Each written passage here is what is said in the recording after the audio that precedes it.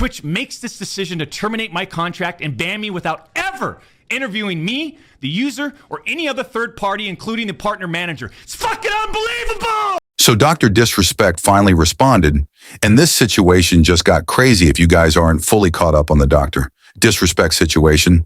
Let me explain. So around 2.5 months ago, an ex-Twitch employee by the name of Cody Connor made a tweet claiming that Dr. Disrespect was banned from Twitch for sexting a minor. Oh, boys! I'm back! This tweet immediately went viral because the reason Dr. Disrespect was banned from Twitch in 2020 had never been disclosed publicly. But back in 2020, he was banned from the streaming platform Twitch.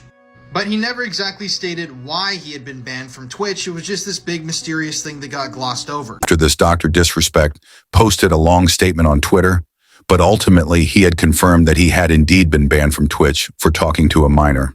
Stop it.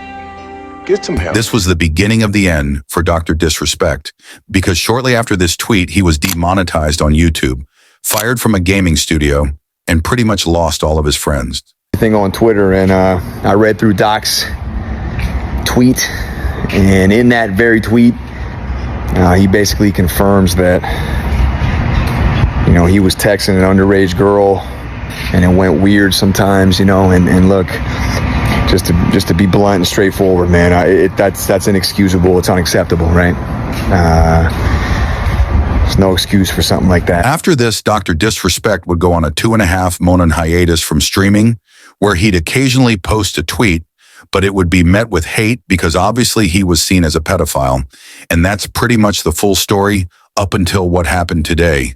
Because for the first time in 2.5 months, Dr. Disrespect streamed again.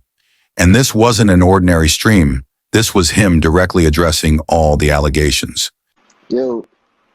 It's Tom. Yeah. He first starts off with him talking about the reason as to why he never disclosed anything regarding his Twitch ban. There was a lawsuit pending, and as part of that arbitration, all parties were not allowed to speak publicly about the case. I respected those rules. My lawsuit against Twitch was eventually resolved, as you all know. But even then, as part of the settlement, all parties were still prohibited from speaking publicly about the case or the settlement. This begs the question as to why Cody Connor leaked this info in the first place. I mean, the guy is literally an ex-employee, meaning at the point of when he leaked the info, he didn't even work there anymore. Are you serious right now, bro?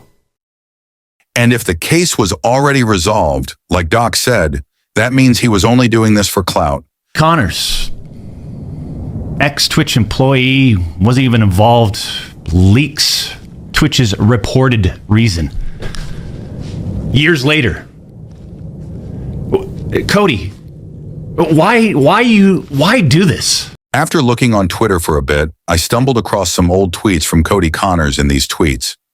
Cody is trying to sell tickets to a show that he's performing at, and for some reason he's trying to use Dr. Disrespect's information to do it. What? Bro, what are you talking about, man? In this tweet he says, and I quote, "If this show sells out, I'll 100% explain why we banned him during the set. Y'all know what's going on. And so do I, and this didn't just happen once, this happened multiple times.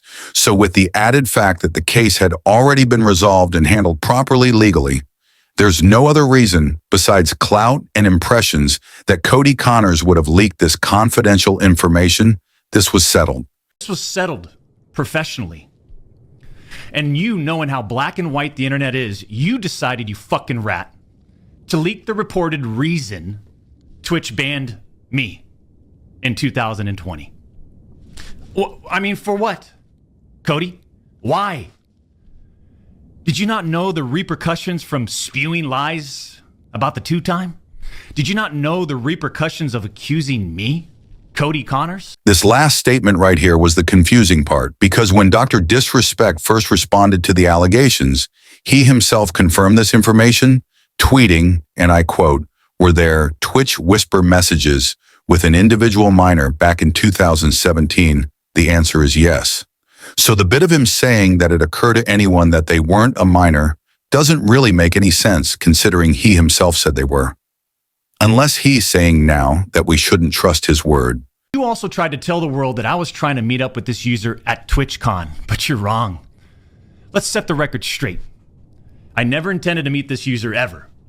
We never made plans to meet at TwitchCon or anywhere else, and in fact, we never met in person ever. Then what they conveniently left out is, 1, Twitch's trust and safety team, the same employees that decided to ban me, internally admitted that the whisper messages were not sexting. Anyways, that's Dr. Disrespect in a nutshell. Thanks for watching, and we will see you in the next one.